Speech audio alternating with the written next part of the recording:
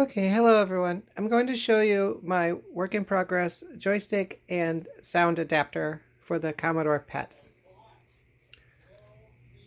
So this is the adapter back here, and here are my external speakers.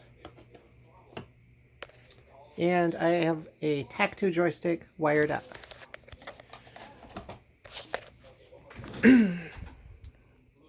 Okay, so for this demonstration, I'm going to load up a version of Pac-Man.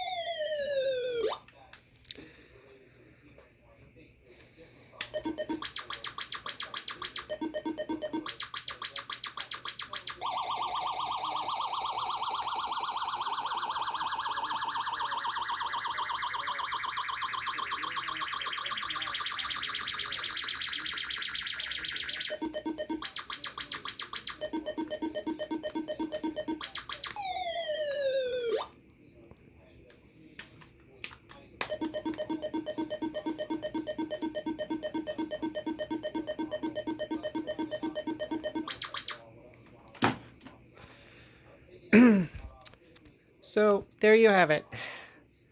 Pac-Man on the Commodore PET with sound and a standard Atari joystick.